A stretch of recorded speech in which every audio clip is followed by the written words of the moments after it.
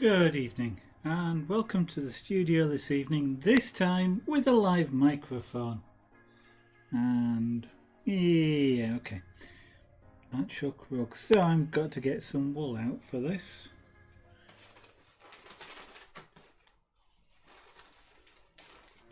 So this is another exercise of counting.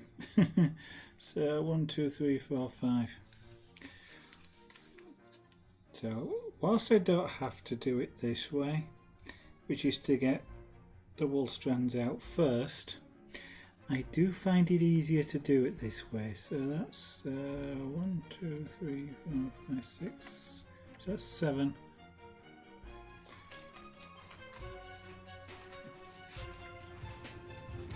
Just because doing it this way, you can then get on and hook all of these quite quickly.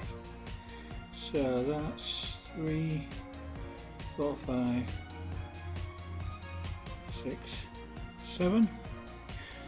2 of the dark green,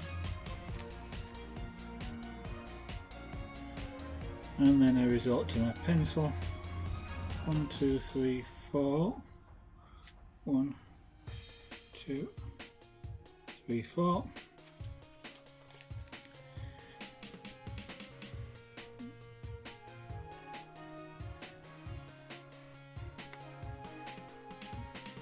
The problem you always have with this is making sure that you continue to count on the right line. Because if you don't, it comes out wrong. And I don't like to scribble all over the thing because I might want to do it again. 1, 2, 3, 4, 5, 6. Although I'd have to source my own wool if I did that. 4, 5, 6. 4 green. 1, 2, 3, 4. 1, 2, 3, 4, 5, 6, 7, 8, 9, 10. 2, 5, 6, 7, 8, 9, 10. 5 dark green. 3, 4, 5 dark green. 1, 2, 3, 4, 5, 6, 7, 8, 9 light green. 3,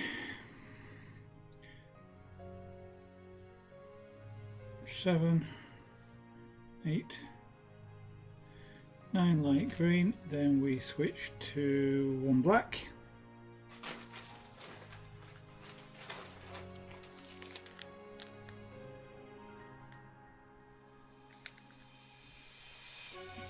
You know, sometimes why not do something intelligent, like put a ruler there.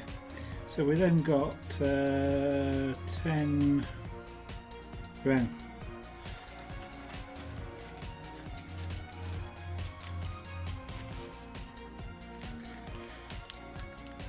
So that's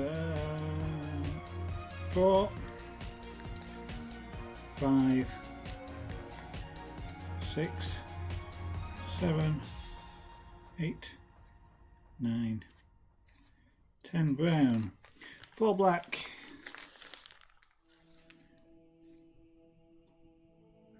That's 4 black. 1, 2, 3, 4, 5, 6, 7 brown. 1, 2, 3, 4, 5, 6, 7 brown. This is I suppose this is akin, and 3 black. This is akin to speed weaving in chainmail, in that by preparing certain things ahead or in advance, you can, like closing rings, you can get through things quicker. when it comes to the actual doing. And so when you close rings, it says you're having to close them while you're doing it. You could get these wool strands out one at a time as you're doing it, but that just takes time. As you can see, it's not, I'm not hanging about, but it's not moments to do this sort of thing. I now want 5 brown, and once I start hooking these, then and tying the knots, then it will go a bit quicker. But it still takes about half an hour to do one row of this, which might be surprising, but I don't actually know how many is there. 10, 20, 30, 40, 50, 60, 70, 80, 90, 100. There's about 120 strands across the whole piece. So I've just done 4 brown, so 1 black, 2 brown, 1 black, 1, 2 brown, 1 black, 2 brown,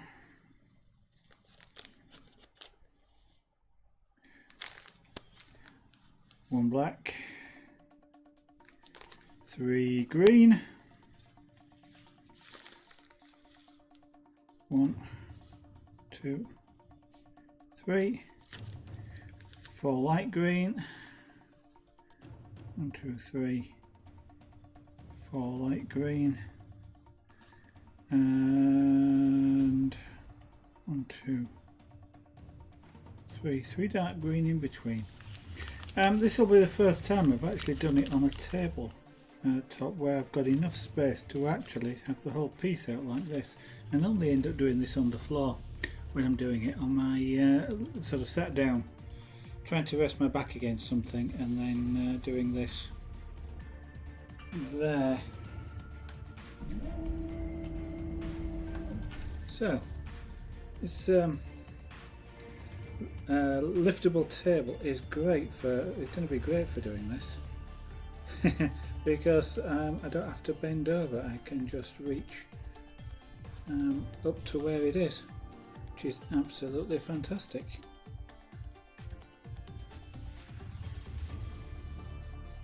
So I wonder if my speed has decreased over the time, because it's a long, I've had this this particular rug in a bag for about 2 years at least 2 years, and it's time I finished it because there's only about a dozen rows left.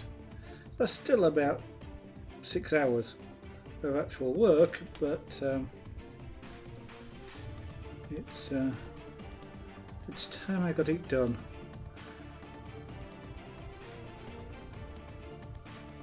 So what I'm doing is this tool is called a latch hook. It's a hook with a latch on it. That's this little metal piece here, and I'm using this to actually tie a knot. And the latch actually helps the hook to go back through. It doesn't hold anything in place. What it does is it enables me to slip the hook back through the hole without it actually catching anything, and that allows you to build up speed. And you can actually get quite fast with this. I'm not as fast as I used to be, but I'm still not that still isn't as fast as some people can do this. But laying out the wool in advance like this doesn't make it easy. If you imagine having to stop to pick up a piece of wool from within one of the bundles, and then to hook it like this, it would take quite some time, and I think it would take longer. I've never actually tried it, but I think it would take a lot longer than the way I'm doing it here. Is that right? Yes, it is. So obviously you get used to the pattern as you're working down, and I just looked at these and thought, am I one pixel out? I mean, this is pixel art. I didn't design this. This is a kit, I have done them because you can buy the material.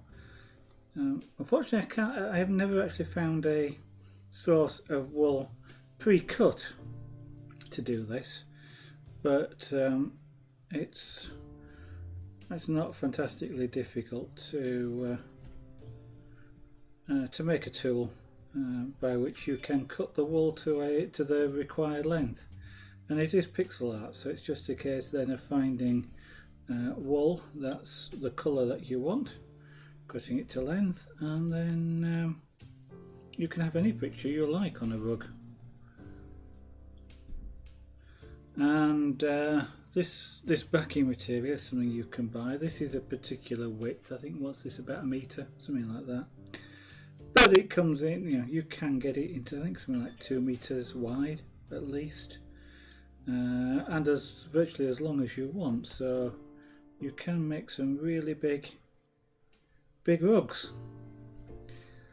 and so whatever picture you want on them basically. But you've got to remember that it's something like about what do it be, about 4 pixels per inch 4 dots per inch in terms of the resolution that you can get. And you can still get quite a lot in 4 dots per inch, despite what it may sound like.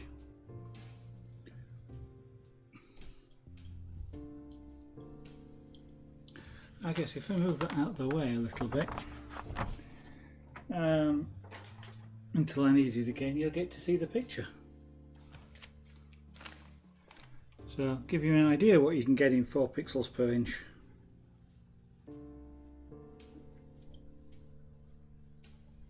So all I am literally doing is doubling this over and tying a single knot. The knot obviously, maybe it's obvious, is there to hold the wool into this backing, so that you don't it doesn't pull out very easily. And so I'm tying a single knot. Doesn't need to be any more than that. And the tool makes it a lot easier to do. You could do it without the tool. I wouldn't want to. That would be quite a bit of a pain.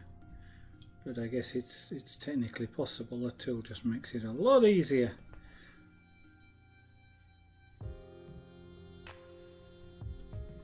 So this is one style of making rugs, and it's not often done commercially this way. This is more a handcrafting technique than a commercial technique. Commercial technique uses needles to push wool through. It's a continuous strand, and it's looped. Loops are created on this front side, and then for some rugs they're cut, for other rugs they're left as they are. So I'm going to say, unless anybody knows any different about commercial techniques, I've never seen a rug made this way. For sort of things that you're just going to a shop and buy, unless that shop is doing handcraft, selling handcraft stuff. But as you can imagine, this sort of stuff isn't cheap commercially. It takes about 30 minutes per row. So you can imagine how many, I don't know how many rows there are here, but there's a lot of work gone into it so far in order to just get it this far. Many hours.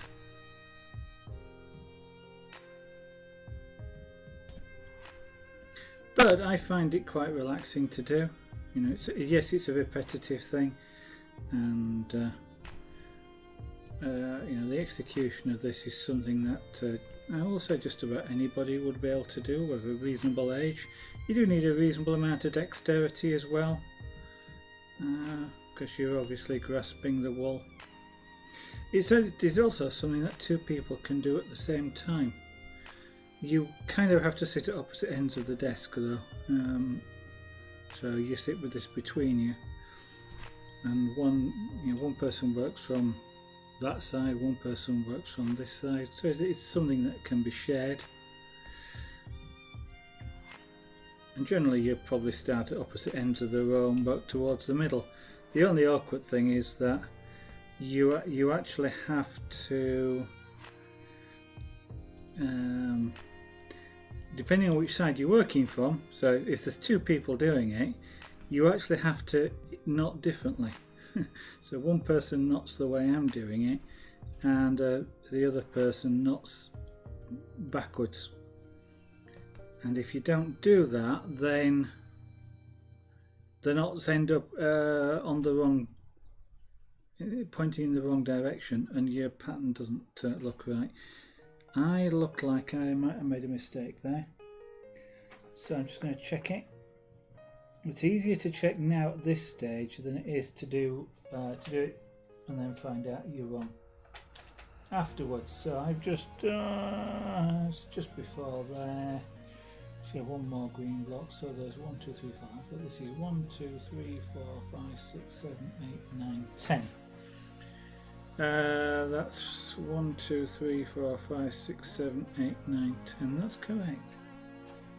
So you're too, yeah, you're too short. Okay, yes, it is right. It is definitely worth checking. I mean, it's not too hard to actually correct as such, especially when you've got sort of fairly large runs of colour.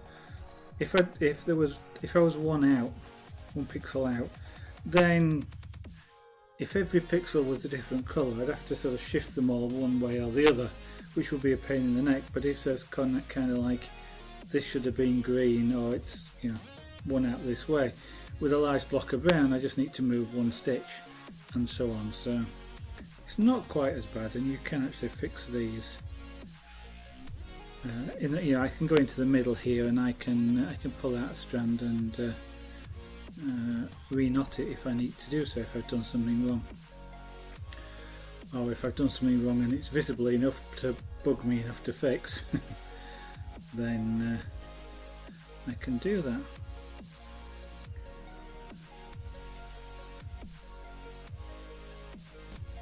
So unfortunately though, I guess this is another craft where you're looking down. I do wonder sometimes whether it would be possible to design some sort of holder for this which would hold it at this sort of height.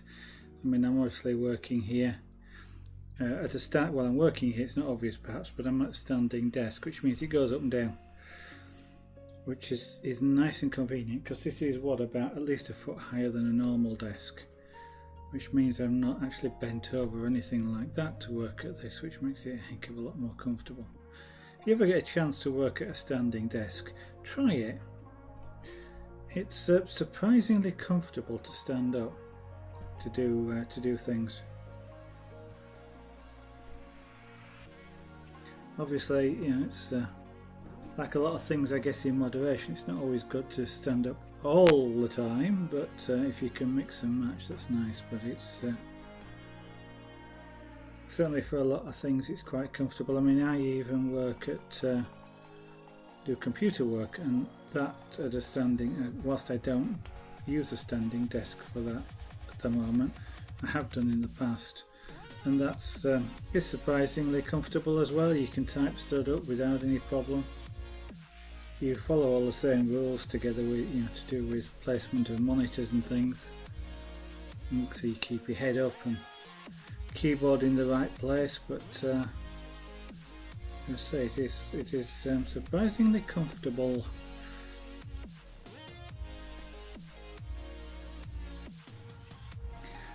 Now, even doing this though, you learn techniques to do things. For example, when I pull the thread through like that, the latch hook is always closed, but you learn like just a little wrist flick there to open that hook, so that when it goes through the hole, the hook is open and ready to be pulled backwards, which closes it around the thread and lets you pull the thread through and pull the knot through without damaging the thread. Does that start? Yeah, it does. Okay, again, such a long time since I did this. I'm, you know, double checking the pattern as I do it.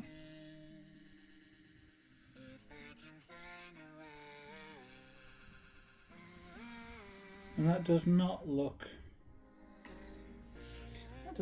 right.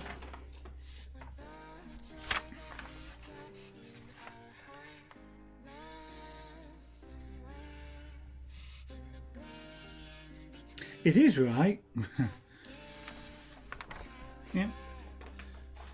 Don't trust my own counting at the moment.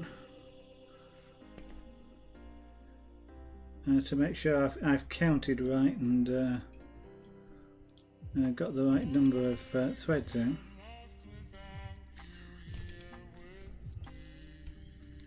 These black ones are slightly easier to do because the wool's thinner. Probably more to do with the dye load that's in the wool.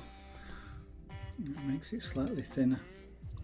You do notice these sorts of things as you're working with these, like the brown one for some reason seems thicker than any of the others at all.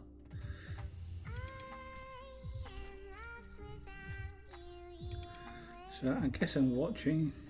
I'm the only one on my stream at the moment, but if anybody's watching, please feel free to say hello and ask any questions if you want. Yes, it's not an exciting stream. It's kind of a chill stream. Is this a little bit of music in the background? Something relatively repetitive like this. There's no flashing chisels going on this evening. You know, sharp razor blade devices or anything like that. I've got quite a lot of projects that I could do with finishing. And this is one of them. It's never been done on stream before, but it still needs to be done, and this is an excellent opportunity to do it because I can talk. I can talk whilst I'm working doing this. I don't really have to be, making sure that I'm carving wood the right way and I'm stopping in the right place and I'm not scraping a particular line too deeply or applying too much heat. This is an activity that I can continue talking through whilst I'm doing it, and hopefully remember to keep looking at chat, of course. So if you are watching, I'd encourage you to follow the stream, of course. We do all sorts of things here on this channel. This is a real variety stream, although I guess I don't often stream games. It's a variety creative stream. And there has now been at least, I think, 7 or more different crafts and arts shown and done on the stream over the lifetime of the stream. So you do get to see lots of things. He says, looking for the scrap of paper that I've got things written on. But let's see, what have we done on stream? We've done chainmail. We've done bead weaving, we have done Kumahimo cord weaving, we've done wood carving with chisels and a little bit of high-speed rotary carving, we've done scraper board, we have done pyrography, we've done punchcraft, magic dots, glass engraving, latch hook rugs, we've been building a 3D printer, we've built a quadcopter, and I've done some soldering on stream as well. So we made a doorbell sounder, and I think that's about it for the moment. But it's by all means not all the stuff that I could do.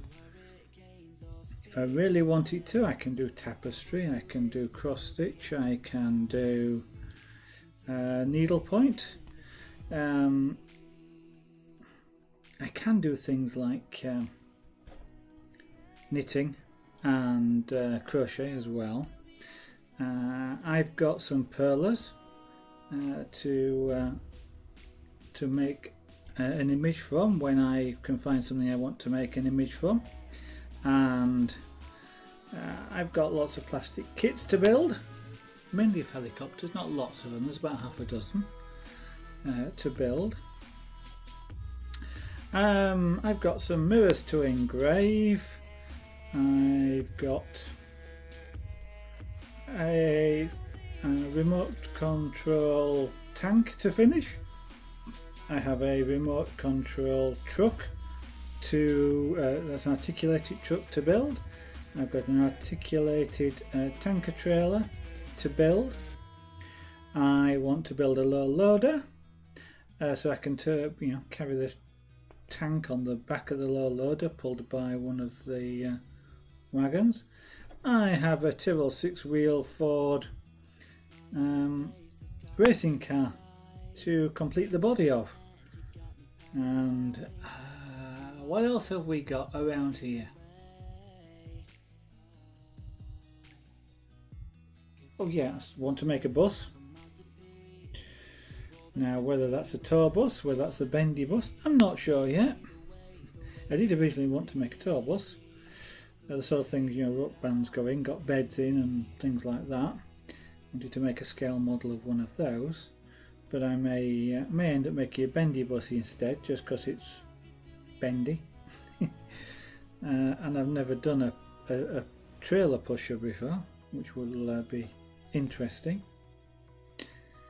And I have a small laser cutter to build. It's not a fantastically powerful one. It will cut card and foam, but I mainly want to have a play with it doing I would say laser engraving, but it's laser etching onto wood. See what that's like. And what else have we got around here? That's probably it. Other things are sort of potentially carving projects and pyrography projects and things like that. So yeah, I am still hoping later this year. Well, as soon as I am able to do so, shall we say, but I'm not quite sure when that will be. I do want to take a short glassworking course because I've always been fascinated with glass blowers and people working glass for years, and I would like to try that for myself, and I've done something wrong because I'm sure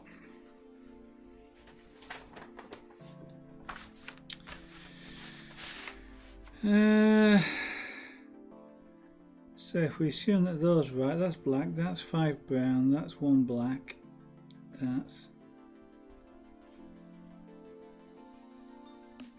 should be 4 brown, 1 black, 2 brown, 2 brown, 3, 4, 3, 3. That's still short. 1, 2, 3, 4, 1, 2, 3. Yeah. Okay. So I am short, but I've got 4 brown, 1 black.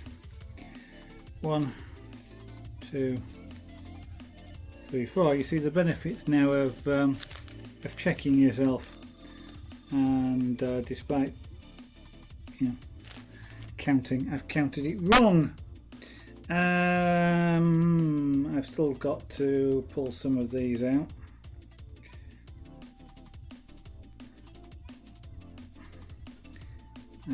Yeah, easiest way is to just pull them all out and then put them back.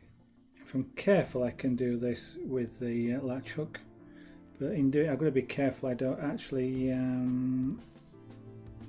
to pull these out. I've got to be careful that I don't actually feed the hook into the thread itself. I've just got to unhook the knot, but sometimes it's easier to do it by fingers. Sometimes you can pull.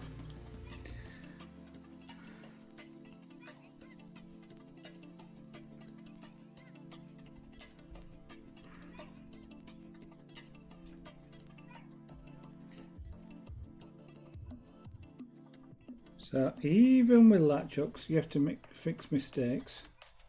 Certainly easier than fixing pyrographic mistakes, I'll tell you that. Or even wood carving mistakes. And scraper board mistakes are impossible to fix.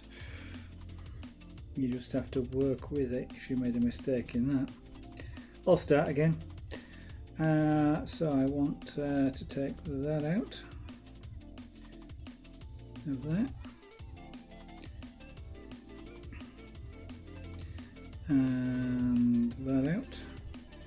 And that out. And I will have to make sure, yeah, be careful. So that's 4 brown, 1 black,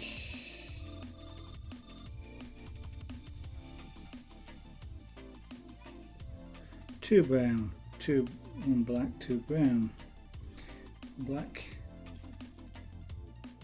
2 brown.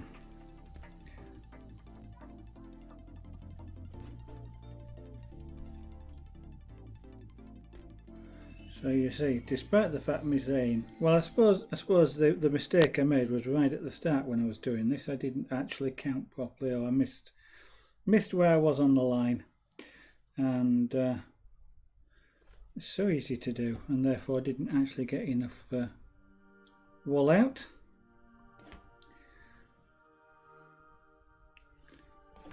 Unfortunately, that sort of mistake, well, usually that sort of mistake you can see when the pattern doesn't quite line up, but sometimes, like here, you've virtually got to the end of the row before you notice it. And then we're into the greens. Yeah.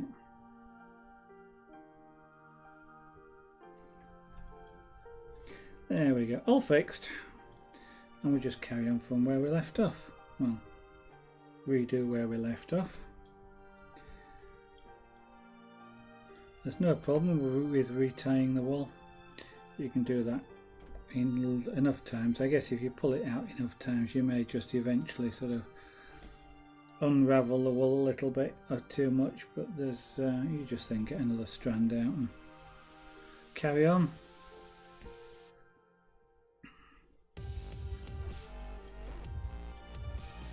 Wool, of course, is great for things like carpets. It's amazingly hard wearing. These sorts of rugs you can put on the floor. Normally what you'll do when it's complete is fold the ends underneath and then sew it back on itself to form an end. And sometimes, although I don't usually do it, you can actually even over sew the ends, the edges, to create a border, but I don't usually do that. You can also hang these. I mean, they're pictures as well, so they're not only sort of picture rugs, they are sort of wall pictures that can be put on a wall. Generally what you'll do to do that is when you fold the material over, what you don't do is you don't cut it, because it will unravel, because this is the backing is woven, so if you cut right up to the edge, the individual vertical or horizontal strands can pull out, and then your wool drops on the floor. So you don't do that. You fold it over underneath, and I guess you could glue it or sew it, but if you sew it with like a pocket on the top, which is really just means that the top piece is the last bit you fold under and sew, there is a gap then that you can put a dowel of wood through, for example, which you can get from a hardware store. So it sticks out both ends. Put a string, something fancy, bit of leather strip or something, tight at both ends. You can then hang this thing on a hook, or you can put a hook at each end and hang it on the wall. So you've got a picture. Right, coffee.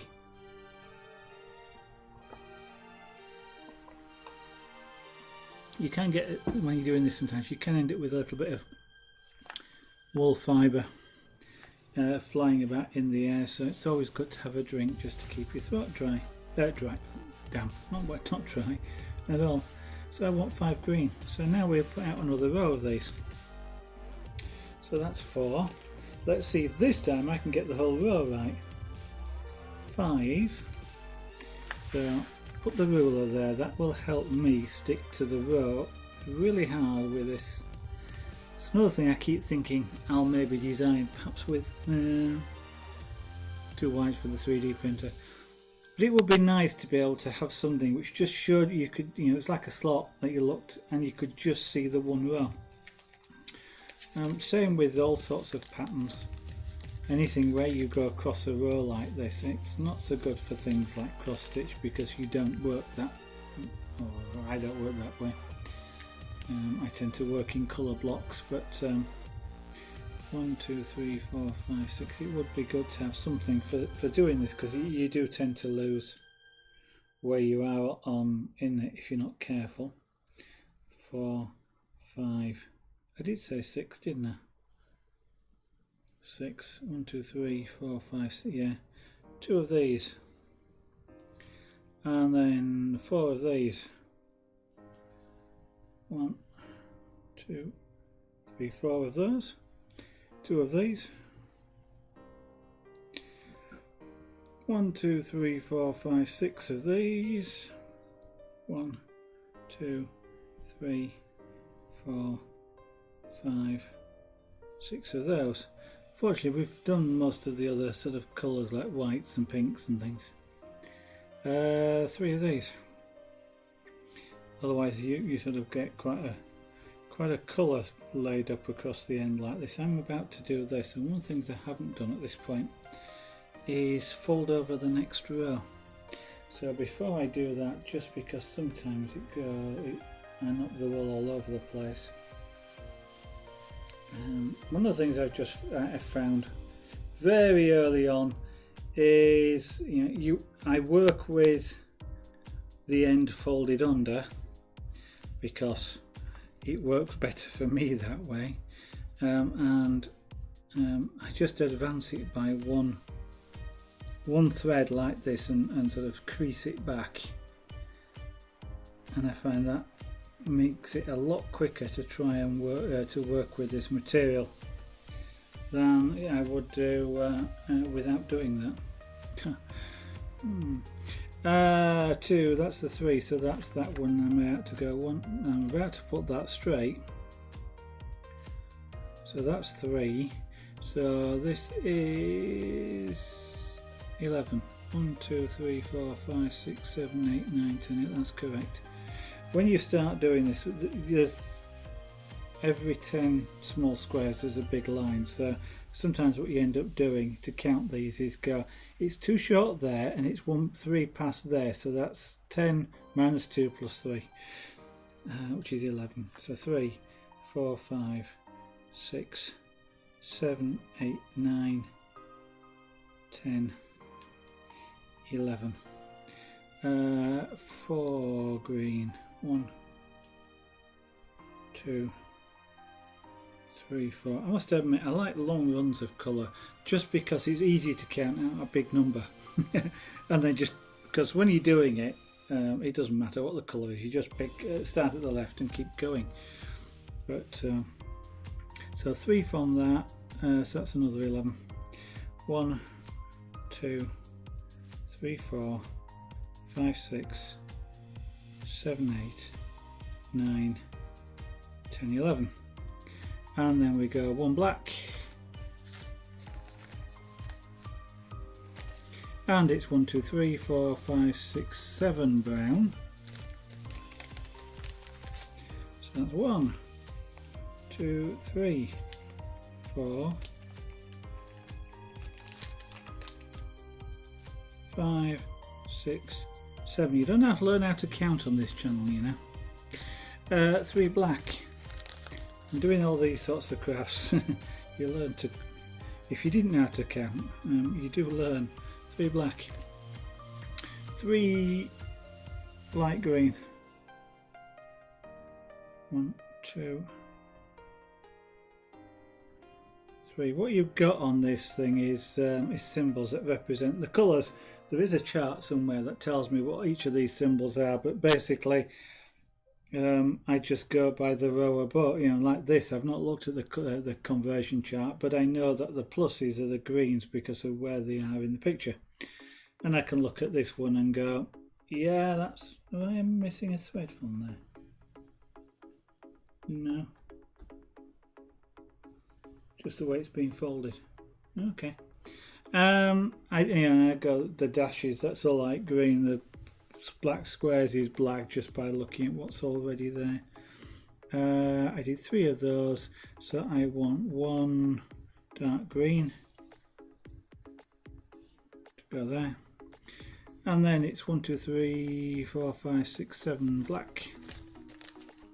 So that's virtually the end of, well, that's the end of this bit of his paw, I guess. 3, 4, 5, 6, 7. 1 light green, 4 dark green, 1, 2, 3, 4 dark green, then over there 1 light green, and 1 black.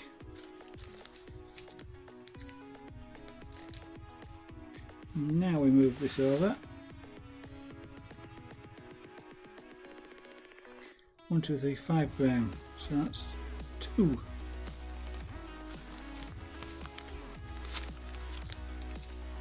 3, 4, 5 brown. Let's see if I can get this area right. 1 black, 4 brown, 1,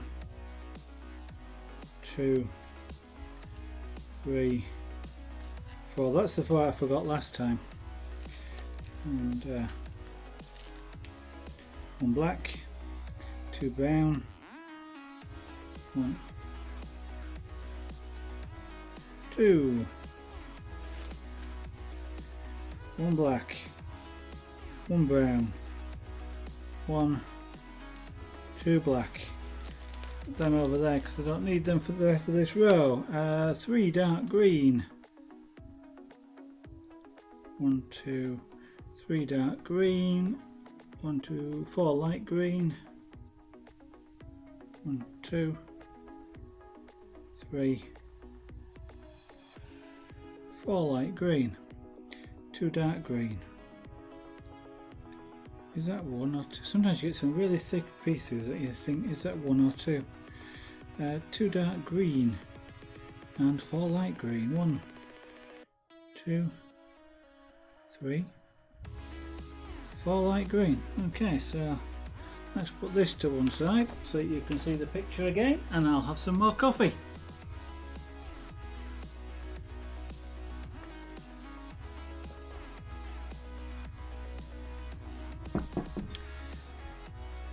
Another row.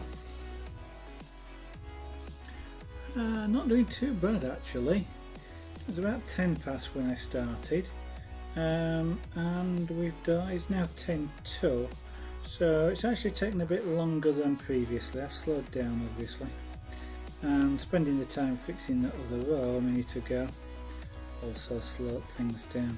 Let's see if I can pick this up and complete this row by 10 past, which is about when I started streaming, which will then go back to my average of 2 rows per hour.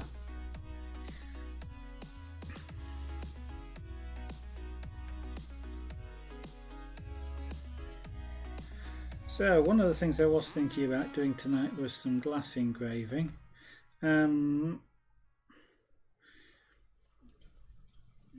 I'm just debating with myself then whether actually I would run up the bit compressor and use the high-speed engraving tool, or whether I'd use the micromotor, and that's a less high speed, still high speed but less high speed. But I am hoping that I will have some new diamond burrs, but more particularly the rubber polishers arriving in the post tomorrow. I don't really want to start some engraving until I've got those, because I did do some engraving a while ago without a polishing rubber, but it's limited, it's more limited than as to the colour range or the shade range that I can use in the glass engraving. So I'm kind of wanting to wait until they arrive so that I can actually produce a better image. because then I can use shades of white rather than just pure white, or start having to use cross-hatching techniques in order to affect the perceived grey.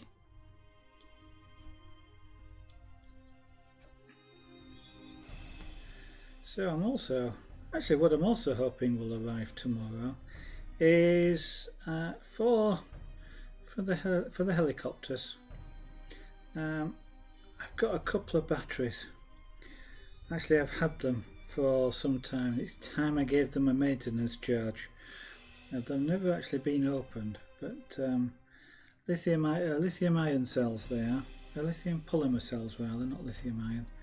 And it's they're always made partially charged, which allows them to have quite a long shelf life, but it is time I gave them another maintenance charge. But I can't actually do that at the moment until I put a connector on them, and I need a specific connector because I don't want to be soldering and desoldering connectors. And so what I want on it is the connectors which are used on the two helicopters that take those batteries. They should be arriving tomorrow, and then I'll be able to do some soldering and solder those onto the batteries. It's always fun soldering connectors onto a battery, because especially high power batteries like that, because you don't want the two power leads to connect to each other. And so what I usually end up doing is leave one. Batteries are usually shipped with their leads shrink wrapped, covered. So what I'll do is I'll pull cover off one of the wires. I'll put the metal bullet connector onto it, and then I'll actually mount that into the housing for it. It makes it a little bit more awkward, but by doing that there's no chance of the two leads coming into contact with each other and accidental welding taking place. But then I'll be able to put them on charge. And hopefully I'll be able to use them. The existing packs I've got in the larger T-Rex helicopter are starting to swell a little bit, which is not necessarily a good thing. They could perhaps either do with being retired or certainly using them in the quadcopter, because the quadcopter doesn't actually take as much power as quickly anyway, and that puts less stress on the batteries. They heat up less. Hopefully that should actually reduce the swelling on them, but we'll see, because if it doesn't, ultimately those packs will be discharged and then disposed of. Don't want to, they're high power packs, so I don't want to risk them overrunning basically and melting down. Wouldn't be particularly good for the helicopters or for the grass on which it lands.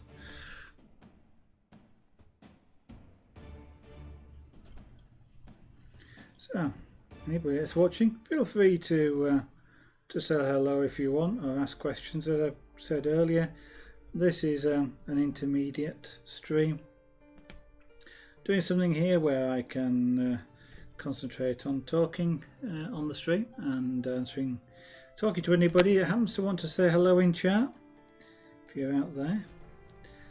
And I'm hoping I'll be able to do some glass engraving tomorrow if I get the tools in the post. If not, it will be next week before we can do that. But I am taking this opportunity to finish off, or not necessarily finish off, but get closer to finishing some of the projects which I have got sat around here waiting finishing, this rug being one of them. And it takes several hours to complete one, lots of hours to complete one of these things, and you do 2 rows per hour, so you can imagine it takes a while. But if you're watching, you know, I'd be grateful if you followed me. You don't have to, but I'd be grateful if you did. And of course, if you want to come back and see some things like the glass engraving or power carving or anything else, then you know, that's the way to do it, to be notified when I go live. If you feel like supporting the stream, then as an associate, I'd be very grateful if you subscribe to the channel. Perhaps you might like to use your Twitch Prime sub if you have one.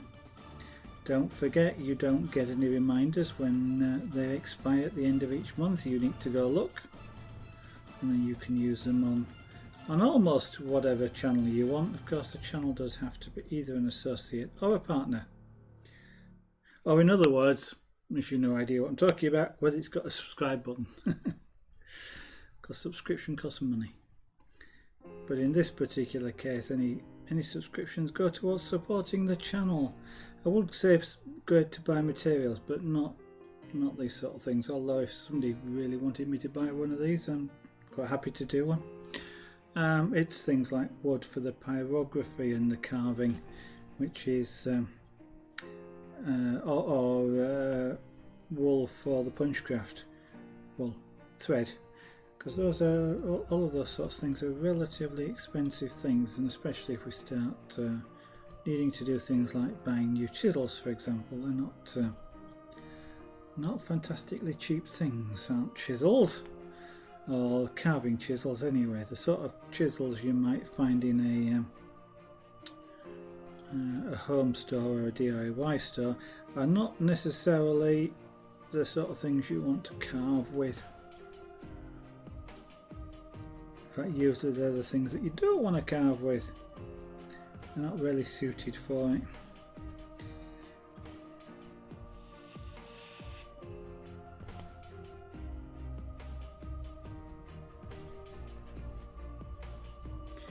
Right, well, what are we at now? At 8 o'clock, we're about halfway through, so it looks like I may actually be on time to finish this row by 10 past, which will be an hour after we started, which is 2 rows in an hour.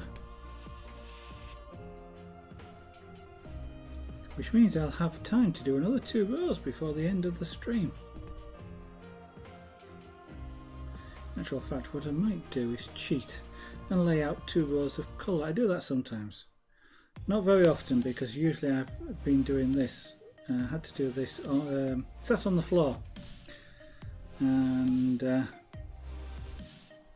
with this across my knee, and then the wool tends to roll and not stay in place like this, and therefore it gets awkward when you lay too much out. But here on the desk it's staying put, so I may be able to do that, which would be fantastic because it speeds things up. Never really done it on a desk before. I've done it on a table, but when you sat at a chair it's kind of awkward because it's quite a wide piece, but stood up like this I just take a step to one side. It's a lot more fun to do it like this, for me anyway. And I was thinking about saying something then and it's completely gone out of my mind. Ah well, it might come back to me.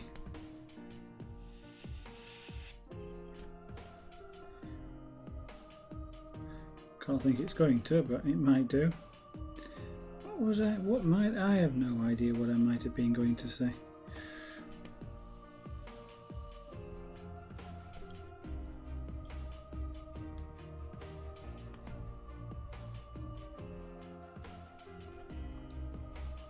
Laying 2 rows out. I think actually what I was going to say is of course doing this, if you ever tried sitting on the floor, it's not an easy thing to actually do, to be honest. You've got to support your back. So, but if you lay against something like a settee or something like, or against a wall, that's actually quite an uncomfortable position. I used to have kind of like a chair, padded chair, without any legs,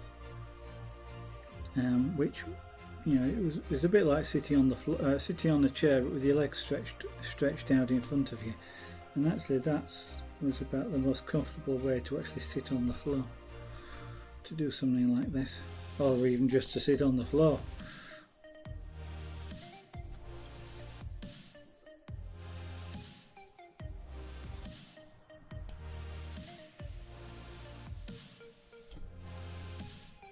oops, occasionally you grab just one of the threads and or one side, and then they sort of, one's longer than the other.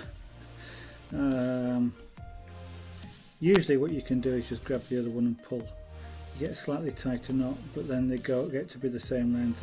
If you can't do that, you just have to undo the knot and retie it, because they kind of do need to be the same length.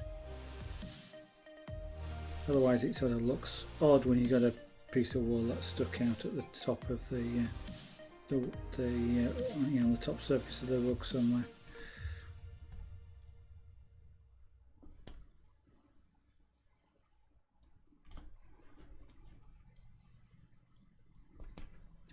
What's a good way of doing this as well, if you've got someone that can help you do something like this, and they don't, and whilst two people can do this together, it can be a little bit awkward for them to do. It's useful if one's left-handed and one's right-handed, because you could then sit side by side, but if you're both sort of the same handed, you have to really sit opposite each other, and it's not necessarily as comfortable to do this reaching across the desk. But if you've got somebody who can read the pattern for you and just hand you the next colour of wool in the right order, so instead of me having to pick it up, I'd just be handed it now, you can get through this a lot quicker, because you spend a good 10 minutes or so counting out the wool and making sure you've got your pattern right, stuff like that. Whereas if somebody's handing it to you and you're just latch hooking, I won't say you can fly through this, but it's a heck, it's 30% faster to do, and of course you can easy enough to talk whilst you're doing it, as illustrated by the fact that's what I'm doing.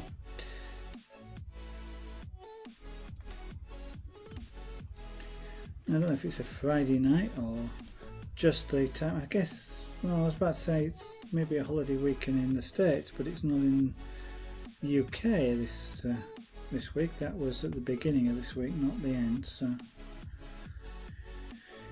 but this time of year is always kind of funny on Twitch. There never seems to be anybody around. When we get into winter, it gets a lot more busier.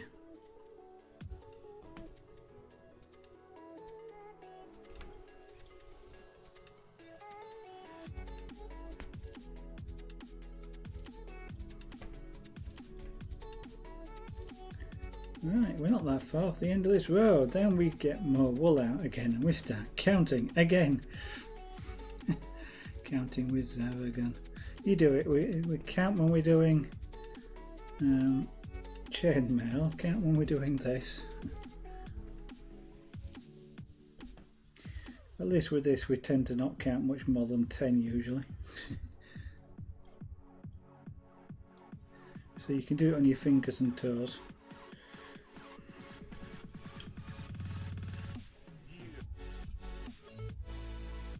Just a bit of a hair caught up in that knot.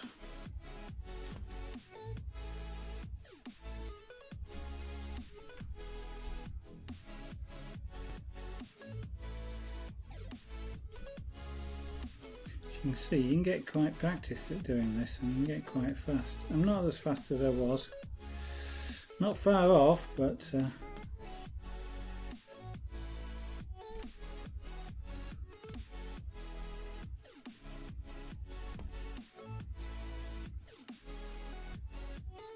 I'm also not quite used to doing it at this height on the desk, so that's affecting my speed a little bit. I'm not going in for any world speed records anyway.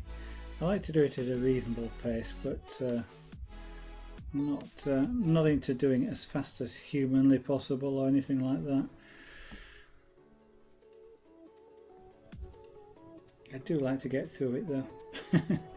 It always seems slow, so 2 rows per hour. Although I must admit, hours do go by very quickly when you're doing this.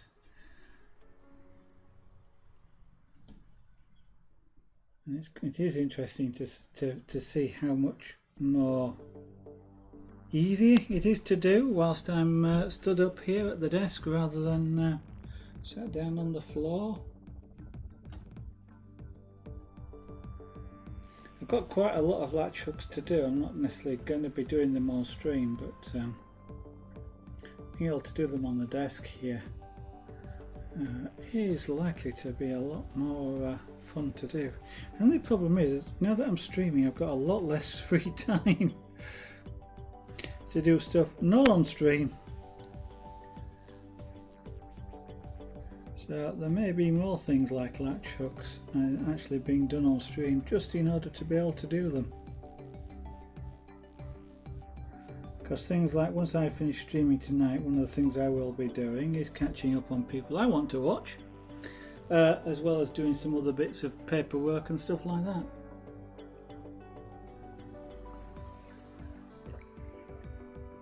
I really should render out some more videos as well so that they can go on to YouTube to pick up some of the backlog with several hundred hours worth of recorded videos from streams. I really want to put those onto YouTube so that people can look at them if they want to do so. Then I also want to put some instruction videos up there. One of the ones I've been wanting to do for a while is pyrography. Tell people about what it is, what tools you actually need, because whilst I haven't looked recently, when I wanted to do pyrography for the first time, I went looking for things to 1, 2, 3, 4, 5, looking for sort of instructions about what I needed or why I might need something, and it's that why more than the what. You know, you need a pyrographic tool, okay, and you get videos where people say you've got to buy this one. Why do I have to buy that one? Because I say so. And I'm just going, yeah, but why? And 1, 2, 3, 4, 5, 6, and I want to yeah, and then they'll say, you know, this is how you do it. You know, you get this, you do that. Yeah, well, what happens if I don't want a line that's dark? Well, you've got to have a line that's that dark, and it's okay. They're not answering questions. I'm not asking those sorts of questions, but yeah, that's kind of the feeling that you were getting, or I was getting, when I was looking at these sort of videos and websites. You had to do it their way. That was the only way, and it never is just the only way. I know from experience, it's never just the only way. And so what I wanted to be able to do was to, it's one of the reasons why I broadcast, but I wanted on YouTube to put something together that said, this is what pyrography is, this is how it works, these are some of the tools that you can use. You know, there's different types, they do different things, you might prefer one over another, but if you understand what they do, you can make your own choices. And then, you know, you can talk about I can talk about some of the techniques that might be used, different techniques. You know, you can then experiment, try it out for yourself, and if you're interested in that sort of thing. And I have put 3 down there, and I only want 2. 2, 3, and then I've got 1, 2, 3, 4, 5, 6 of these. 1, 2, 3, 4, 5, 6. One tip if you're doing this sort of stuff and you've got rough hands, put some hand cream on your hands just before you do it. Smooth them off a bit, because you've got rough hands. The wool sticks to them and you can't let go of the stuff, and it gets really frustrating. Guess how I know? 1, 2, 3, and then that's 9, 10, 11, 3, 4, 5, 6, 7, 8, 9, 10, 11, 4 of these, and there's just 4 left, so I'll have to get some more out, and then we go 4 and 8 is 12, that's 5, 6, 7, 8, 9, 10, 11, 12. Get another bundle of dark green.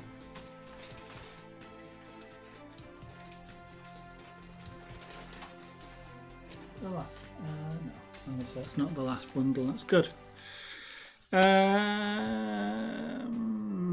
Although I've just got that and I don't need it just at the moment because we're now onto the black. Yeah. Okay. One black. 4 brown. 1, 2, 3, 4. 3 black. 1, 2, 3. And then light green is 1, 2, 3, 4, 5. 1, 2, 3, 4, 5 light green, 4 dark green. So this is the new bundle. This is how these in the kits come. They're wrapped in a plastic thing. I said 4 dark green, which keeps them together. 1, 2, 3, 4, 5 light. 2, 3, 4, 5 light. 4 dark green. 1, 2, 3, 4. 2 light green. Then we switch to black. Let's move that across there. So that'll stay on the line. 1 black, 5 brown. 1 black. 1, 2, 3, 4, 5 brown. Frustrating when you pull 2 out at once. 1 black, 4 brown. 1, 2, 3, 4 brown, 1 black,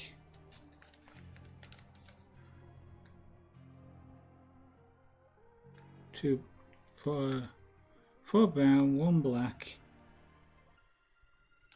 It is 4, 2 brown. Nearly missed the 2 brown out there. 2 black. Back to the greens, so a light green, 3 dark greens, 1 light green, 3 dark, 1, 2, 3 dark greens, 4 light green, 1. Alright, that's let go.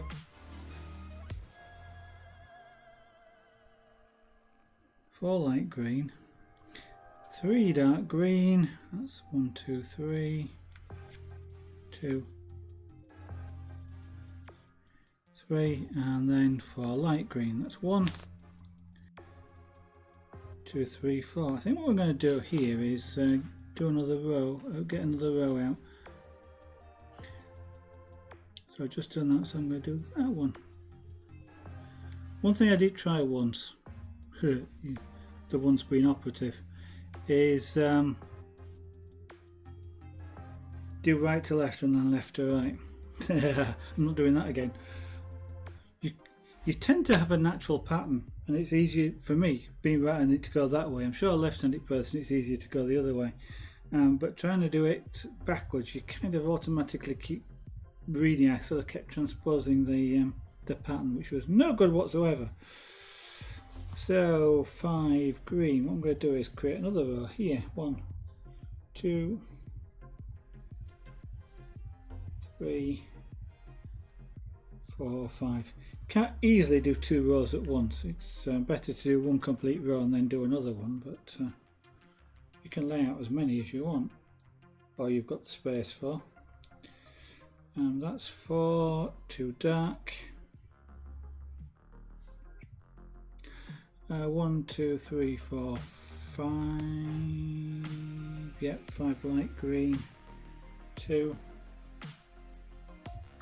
4, 5, 2 dark green, 1, 2, 3, 4, 5, 6 light green, so that's 3, 4, 5, 6 light green, so that's 1 lot of 2, that's 2 lots, 2 dark green. So I do tend to tell myself what I'm doing as I'm doing it, because it really helps 11 to get the right number. So that's 4, 5, 6, 7, 8, 9, 10, 11, 3 dark,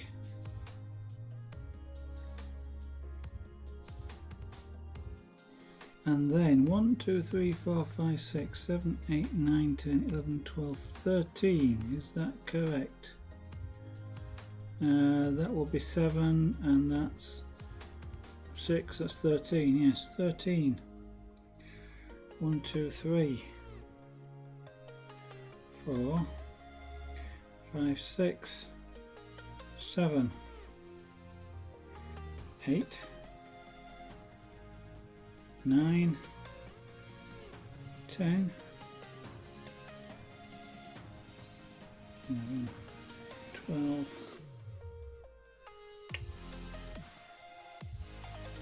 13 there, 2 dark green,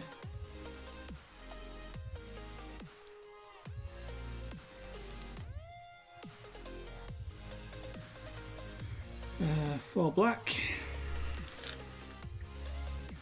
1, 2, 3, 4 black, 1, 2, 3, 4, 5, 6, 7 light green, 1, 2, 3, 4, 5, 6, 7 light green, 4 dark green, 1, 2, 3, 4 light dark green, and then it's another 1, 2, 3, another 6, 1, 2, 3, 4, 5, 6, 4 dark green. We're almost at the end of the row. 2, 3, 4 dark green. Let's move that over there. So that's the black, light, dark, 2 light green, 1, 2, a black, so we go to black and brown, 1 black, so getting towards the tip of his paws here, 6 brown. Scooby Doo, in case you really didn't know, is a cartoon from a few years ago. I don't know if it's still around. Mystery gang. I always used to come across people faking ghost things for various reasons, usually money, and they always used to solve them, and the baddie always used to say, those pesky kids, or those interfering kids, they got away with it without those interfering kids. That's 3, that's that, so 1 of those, 3 of these, 1, 2, 3 of those. That black one back in there. It's really hard usually to get them back in, especially when they're new like this. You can't get one in there for anybody's wish. 1 green, 3 dark green, 2, 3 dark green, 1, 2, 3, 4 light green, 1, 2, 3, 4 light green, 3 dark green, 2, and 4 light green, 1, 2, 3, 4 light green. So that's all the colour for now anyway. So now we can put that to one side, have a drink of coffee, and we can do some more.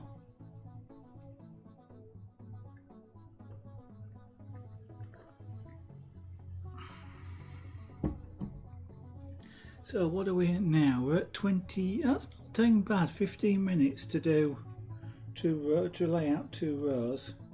So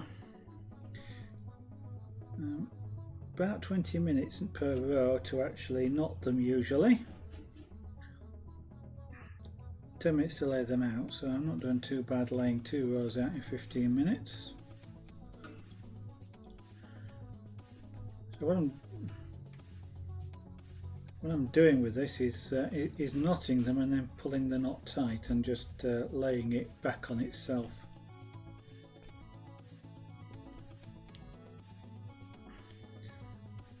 Occasionally just do what I just did then, which is push the hook through the wrong hole, and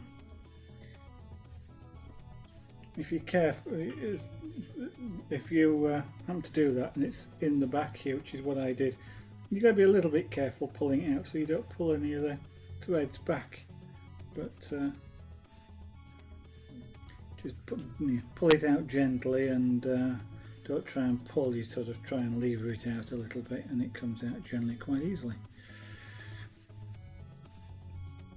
So yeah, just I do the knot with the tool, and then I grab the threads and just pull the knot tight and lay it back, because that way then it, they're all laid in the one direction. I can see the pattern, and it also doesn't get in the way of what I'm of the next knot along.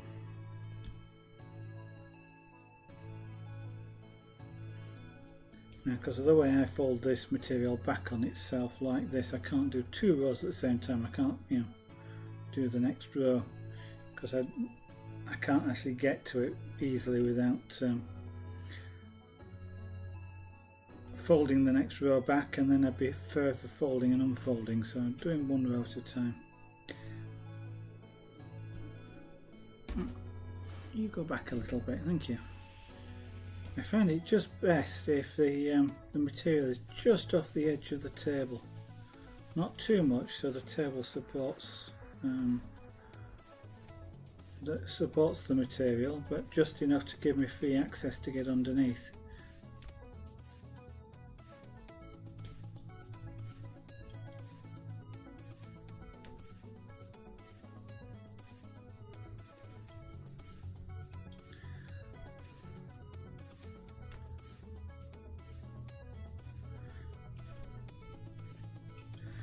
Alright,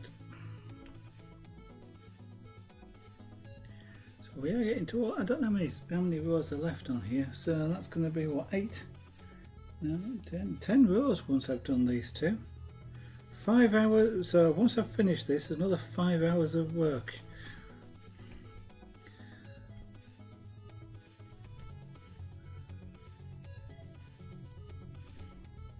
How many rows are in this altogether? 10, 20, 30, 40, 50, 60, 68, 70,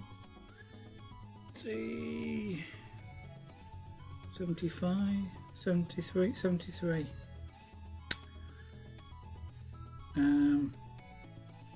So that's what, 35, something like 35 hours to do this.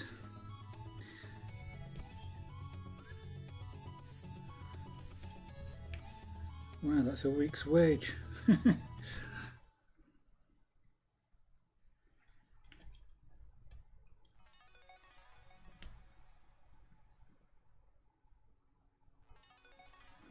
So if you wanted me to do one of these for you, be prepared to pay me a week's wage.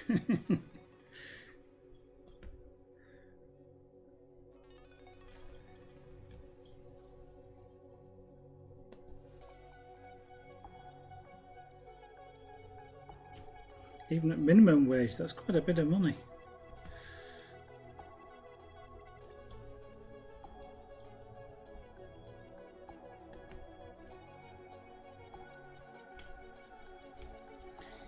You see, with crafts like this, the money's in making the kits, not in actually doing the things.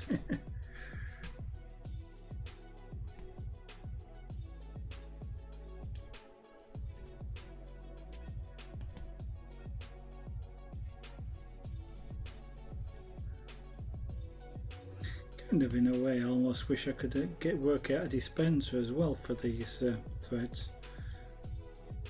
so I could just pull one. But actually, what would be fantastic for doing these when you're doing this sort of thing, I was about to say freehand, but without pre-cut wool, would be to have the wool in some sort of holder, which when you pulled it only let so much go, and then sliced it and cut it to the exact length. So you just sort of pull one, use it, pull one, use it, and keep doing that.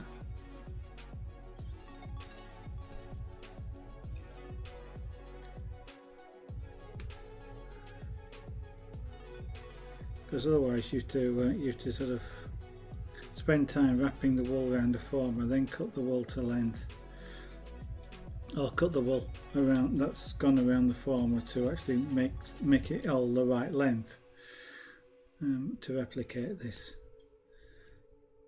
Because you're not doing it in sufficient quantities to do it the way the manufacturers of these kits do them, and that is sort of they get really long lengths of wool, wrap the plastic around it that you saw earlier, and then use an extremely sharp saw to cut them to length to create the sausages, the little sort of fat sausages of wool.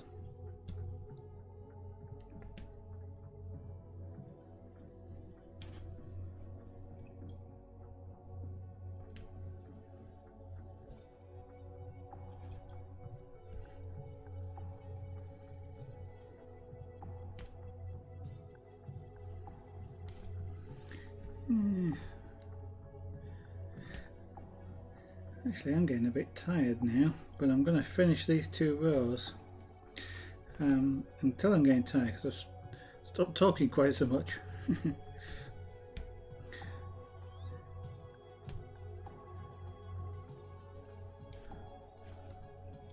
So it's the weekend coming up. What's everybody doing at the weekend? As I said earlier, hopefully I'm going to fly some models. Let's see if I get the batteries on charge, but at the moment the weather today has been somewhat changeable and pouring with rain here, so if the weekend's anything like that I won't be flying unless I do it in the simulator. Yeah, that might be an idea, because then I could even broadcast the simulator.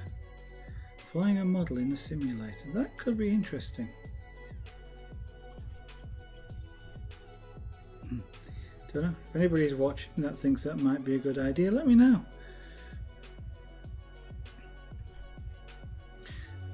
I do quite enjoy flying in the simulator. Remote control models in the simulator, that is. Especially the slope soarers. I love flying gliders. Slope gliders. And they're gliders that we call them slope soarers because you fly them on a slope or a cliff, something like that. And if you're in the, make sure you get the right wind direction, but you get an updraft across the front of the slope, and that's what powers the glider, keeps it in the air. And I love gliders just because they're quiet. There's no sound. Well, there is a sound, but there's no engine sound. There's not even sort of the hum of an electric engine. And I just enjoy that. You can fly for hours because there's they're wind powered. Of course, they're not. They don't. I was about to say they don't need batteries. They need batteries for the receivers, but if you're not driving those batteries very hard for things like a electric motor, the batteries will last all day easily. And with slope soaring, you could fly continuously all day. You get really tired doing it, but you could.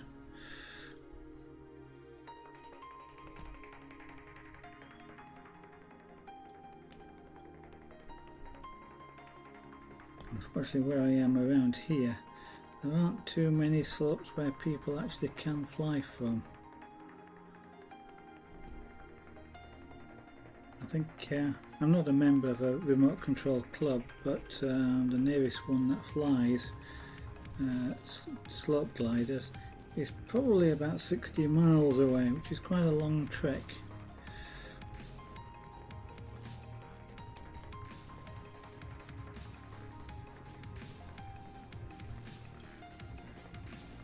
whilst my back garden has quite a large slope in it, it's not wide enough to fly one of those in, which is unfortunate.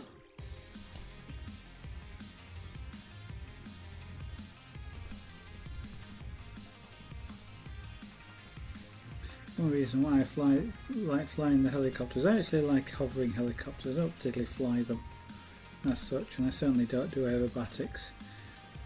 These, you know, I got over aerobatics a long time ago with flying model planes. I have a tendency to like scale. I just can't bring myself to making scale planes. And I thought I would love to, but I can't bring myself to. And certainly the same with the helicopters. There are, you know, I'd love to make a realistic looking scale model helicopter, but loving and I'm not actually ever going to do it. I kind of know I'm not going to do it. I'd love to do it, but I know I'm never going to. I kind of prize the realism, so you know, helicopters, the larger sized helicopters, don't often do aerobatics. So from a realism perspective, a smaller sized helicopter, you don't want to be doing acrobatics. The people that can and do, all power to them, that's how they like to fly, so I don't have a problem with that, it's just not for me. I was being careful there saying the larger size and the smaller size, because people sort of describe them as toy helicopters or model helicopters.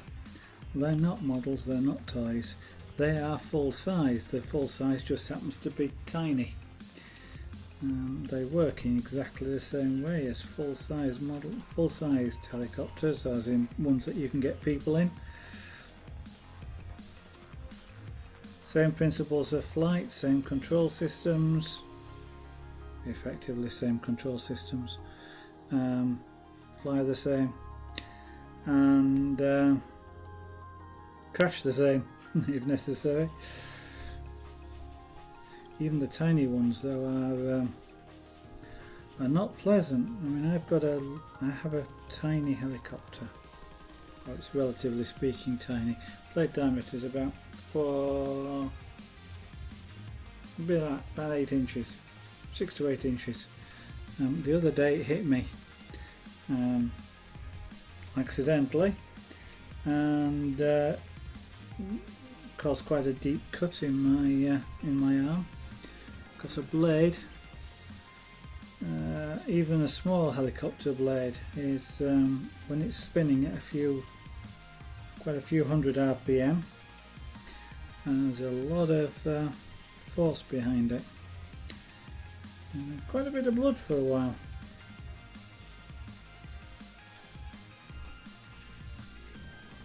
So I'm sure the internets would have loved to watch that for some reason. There seems to be a fascination with either with blood or with the potential for blood happening. So like when using sharp chisels or carving knives, people sort of seem to like to watch it in case you cut yourself. You're a weird lot out there in the internet world.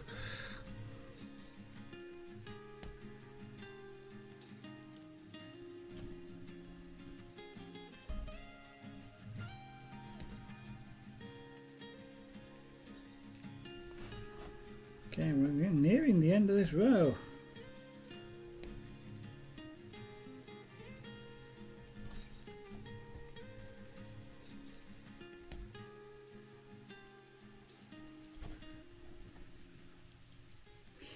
I almost feel like I should be running a stopwatch here, and then I'll get a lap time at the end of this row.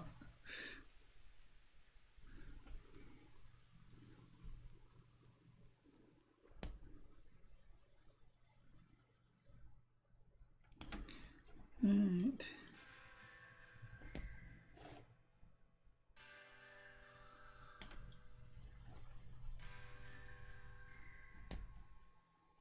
I haven't yet decided what to engrave, if the glass engraving stuff arrives tomorrow.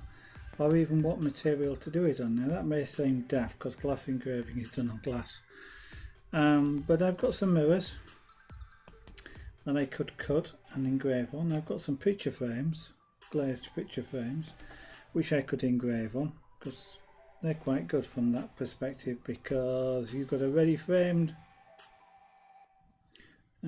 picture when you've completed it. Although generally as speaking I'll take the glass out of the frame, but it's soon quick to put it back in. And I've got some coffee jars, glass coffee jars, which are available to be recycled. So different medium available. And I've got 3 coffee jars, so I could actually even do a triptych across the 3 jars. Or, but I don't actually know what to do on them. That's an outstanding question on whatever material I use. Not quite sure what I want to engrave. Actually, the thought just crossed my mind. One of the other things I've got to do at some point is a coffee table top in mosaic. So a mosaic coffee table top I've got to do. I've got to make a design for that one. That will probably be a Greek kind of design. Maybe something like the Santorini Caldera, which is a famous sort of Greek scene. Just the person that wants it is quite into Greece. So I could do something like the Parthenon as well, perhaps. So I'm thinking that over as well. And then when I come to do that, that'll be the first time I've done any mosaic work. So I'm always doing new things, lots of things. So if you like variety streaming, this is a variety stream channel. Never the same twice. NTSC, never the same twice. Never the same. Was it never the same? Never the same colour. NTSC. So that's just a TV joke. But yeah, always doing something new. Even if we do the same craft again, it's something completely different to what it was last time. I think actually, I mean, even Theo, which is a pussycat, I've done 2 pussycats before on stream. This is done using a different pyrographic technique to the ones that I used last time. So I think when we did Felix and Junior in pyrography, both of those used the same technique. So I guess at that point we actually did 2 things the same, although Felix and Junior don't look like each other particularly. So I'm not quite sure whether you count those as being different. So just exposing another row of this material.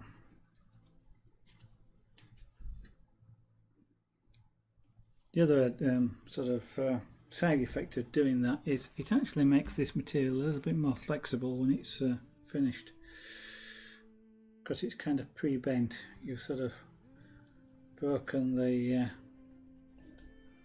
stiffness of the is it warp or weft? I can never remember which one's which. One goes vertically and one goes horizontally, but I can't remember which it is. What are we at now? 9:42. Okay, well, so that puts us with about 25 minutes to finish this, in order to keep up the 2 per row. So we spent what, 15 minutes? That would have taken us till 25 past, and then it's 20, 15. Oh, not bad. Not bad then. So 25 past to almost quarter to is just short of 20 minutes. So a little bit in advance of normal speed.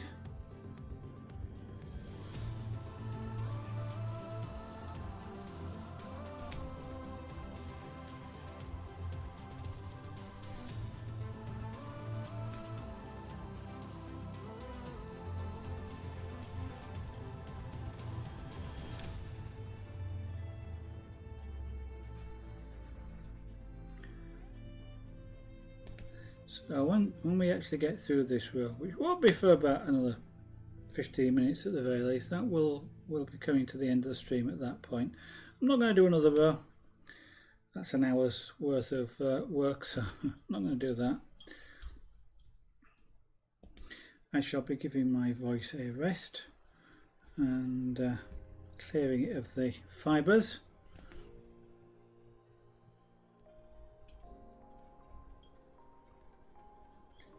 So whilst I'm doing this, if you're watching, you enjoyed it, please feel free to follow the channel.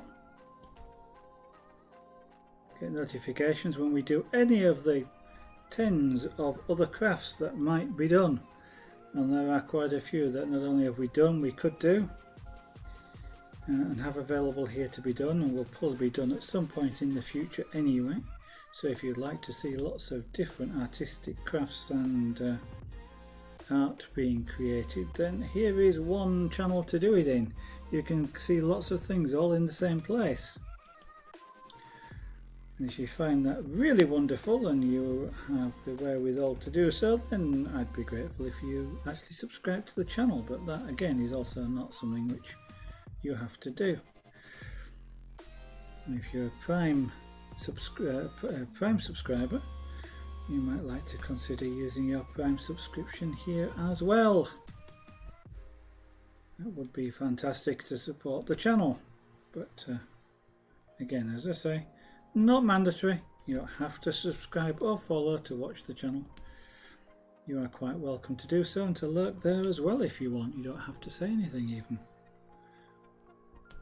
But I am open to you. If you want to ask any questions about any of the crafts that I do, then by all means ask the questions. The worst that will happen is I'll ignore you if you're doing it on purpose.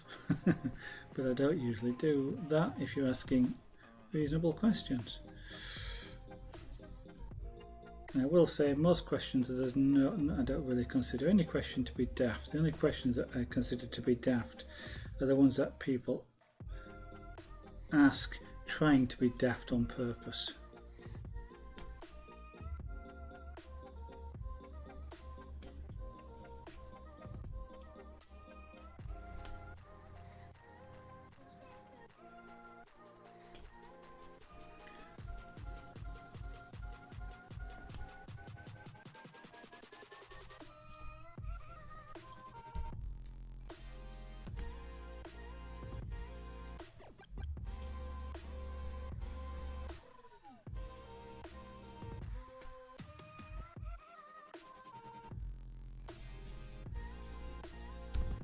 Right, yeah, I am getting tired. I'm not talking as much as I was earlier. It's a good job there's music playing, isn't it? And at least tonight the microphone is live. Last night I was busy talking with the microphone muted for well over an hour of the stream, which was really annoying because I've been talking for well over an hour and nobody was able to hear me until somebody kindly pointed it out. Now I know you may be watching and think, can't you mute your microphone now?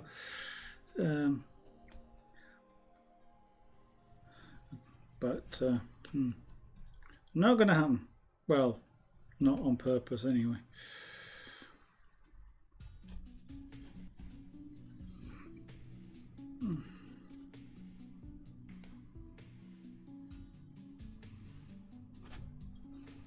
Sometimes I get rather surprised by just I'm sort of just doing this, and all I'm doing is really concentrating on the one knot that I'm making at the time.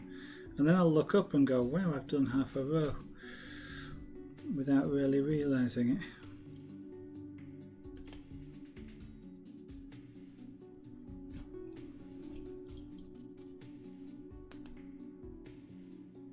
The hardest part about this when you're trying to do it fast is you fold the wool over and you're trying to make sure that they are both ends are of equal length when you fold it over.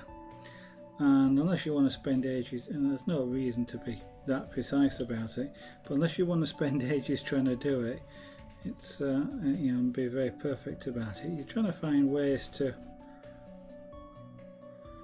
get it right first time, so to speak, and you say, bother. pulling the latch hook through the wrong hole doesn't help.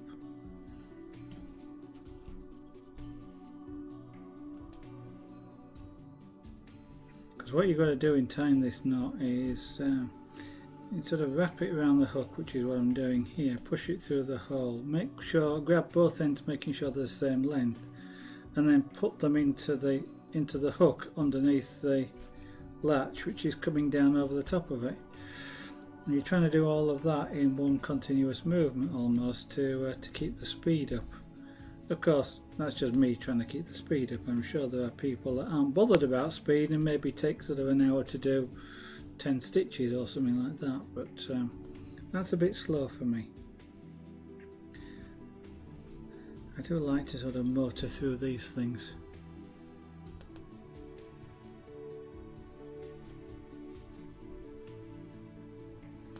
I mean, if it was a complicated knot I was tying and it took ages, that would be alright, but because this is a simple knot and I'm sort of looking for ways just to keep the momentum up.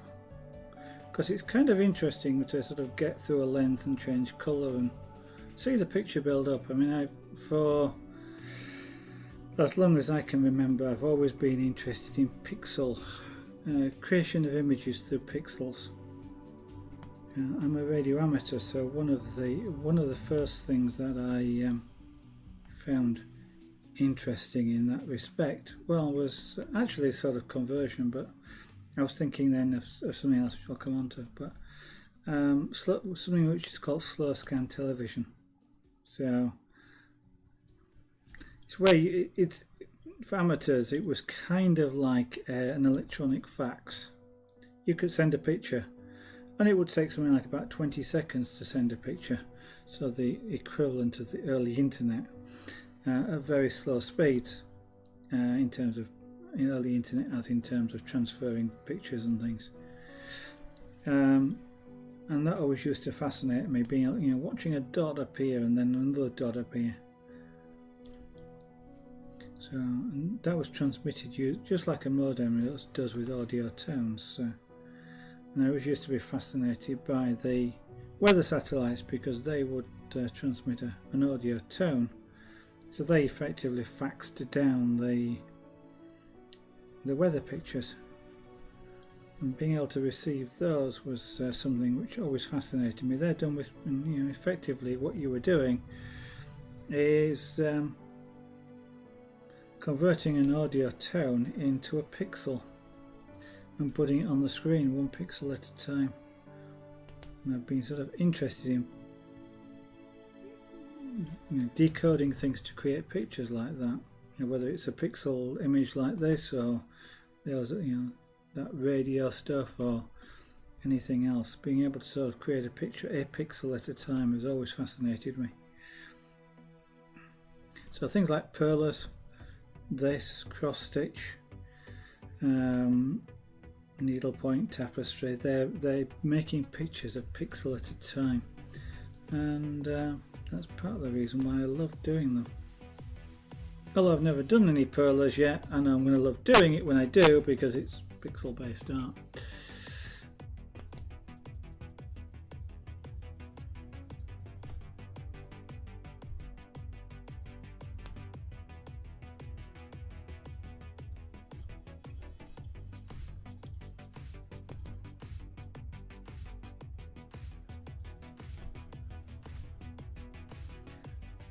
Okay, well, we're 2/3 the way through the row now, so we're getting along there quite quickly.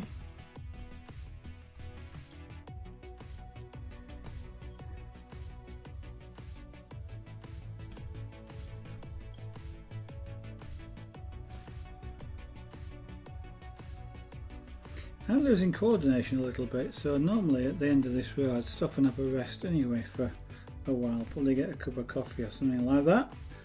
Although I've got a little bit of cold coffee left. Have a rest, give my arms a chance to rest. Doing 4 rows doesn't sound much, but that's taken, or will have taken, a couple of hours of virtually continuous work like this.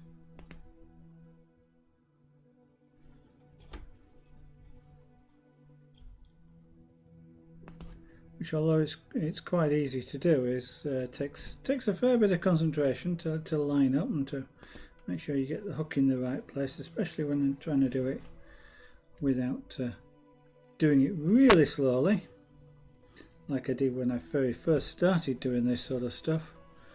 I think it took me something like about a couple of hours to do one row back then instead of 2 rows an hour, which is what I'm up to now. I don't think I can go much faster than that though.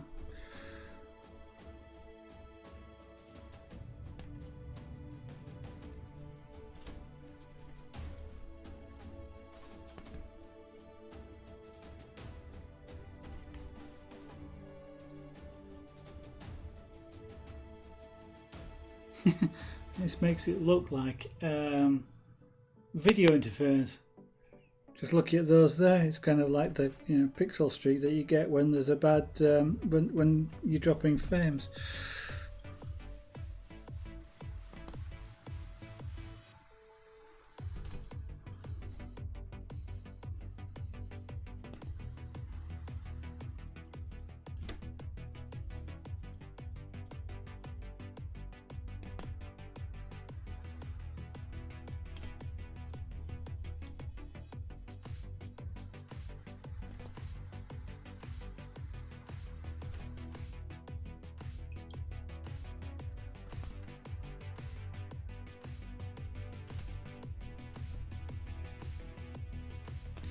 Right, we're almost the last of the brown for this row.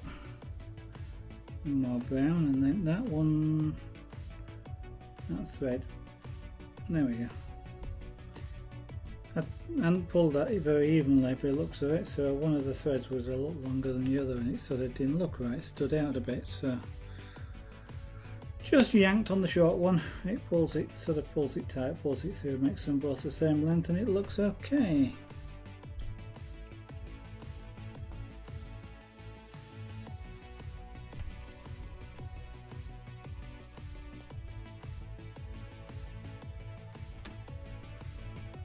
Right, the final few of this row anyway. So it's about another 5 hours of work to finish this. I'm not about to do that. I think there's 10 rows left to do. Once this is done,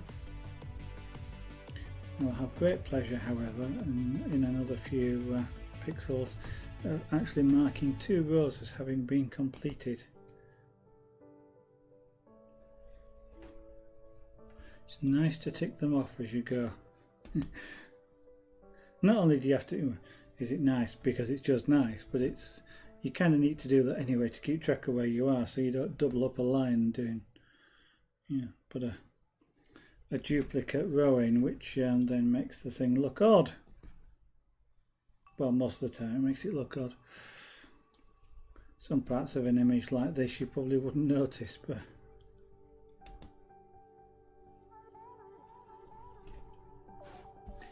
okay, 7 left to do. So it's a countdown to finish. 6,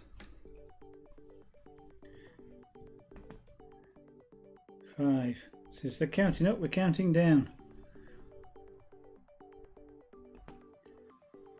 4,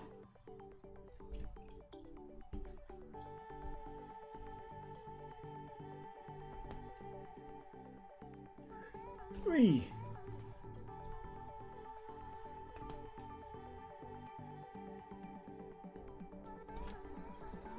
2,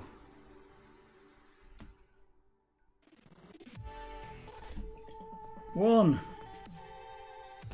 The final knot of the row.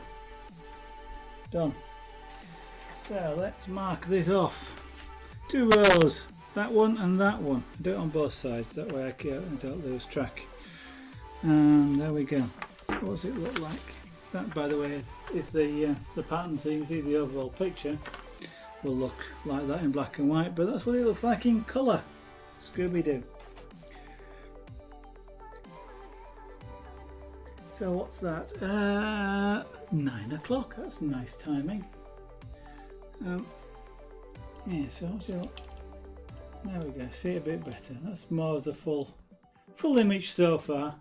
So even at sort of 4 pixels per inch, you can get sort of a fairly decent sort of picture in there. So 10 minutes short, so 50 minutes to do those last 2 rows. I'm speeding up, that's not bad going. If you were able to keep that up over the whole length of this, that would be quite a saving in time. But I am going to call it a night for now. Those of you that are watching, thank you very much. If you are watching, I'd be grateful if you'd follow the stream, but you don't have to if you don't want. And of course, if you'd like to support the stream, then you know, please feel free to subscribe and use your Twitch Prime. If you are a Prime member, you're quite welcome to use your Prime subscription. It's maybe available. You can always check by pushing the button and finding out, because they don't tell you, of course. I'm now going to put this wool away whilst I talk to you. If I do tweet when I go live, or what I'm thinking, if I'm thinking about doing anything in particular on the stream, or I'm not going to stream, then I will tweet out. So you might like to also follow me on Twitter. The details of all the media is on the right hand side of the screen. It'll be on the end plate in a moment as well. But of course it's at Zaraganart on Twitter, twitter.com/Zaraganart. The YouTube channel is there. Principally at the moment I am uploading archives to YouTube. So any of the old broadcasts, this is old broadcasts, back from when I started streaming, they're gradually being cut into sort of 30-minute lengths and uploaded onto YouTube. So if you want to see some of the very first early streams and how things have changed, then you know, check out YouTube.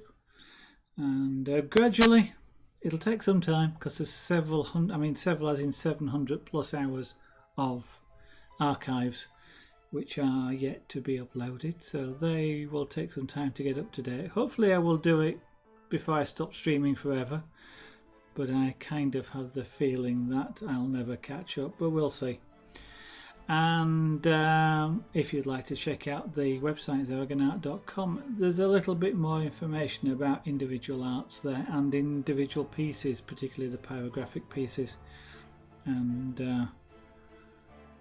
you can read a little bit about some of the pieces that have been done. Not all of them are there. It's one of those things, there's only so many hours in the day and so many things that need to be updated, but hopefully I'll get more of the pieces uploaded onto there with explanations about them. So what I'm going to do now is remind you of Etsy. Yeah, I better do that, I just noticed it. That's if you're interested in any of the jewellery, particularly the chainmail jewellery. That's available for sale on Etsy. zaraganart.etsy.com. Take a look. It might be something there. Great for presents, by the way, if you've got people who like chainmail. I must get, yeah. So most of it is shiny aluminium like this, but I do have some stainless steel and things like niobium and titanium to be, actually titanium is on there, but I've got some niobium and stainless steel items that I'm going to put there as well. So keep an eye out for them. If you don't see them, let me know and I will try my best to put them up there as soon as I can. Thank you for watching, everybody. Hope I'll see you on the stream tomorrow night, which hopefully will be glass engraving, but if the bits arrive that I want, if not, then we'll be picking something else. May do some more of this, may do something else. Got lots of crafts and bits and pieces still to do for all sorts of things, including pyrography of Theo and maybe some scraper board. Might do some of that. I haven't done any of that for a while, if I can think of a suitable image. Anyway, have a great evening from the UK. Bye for now.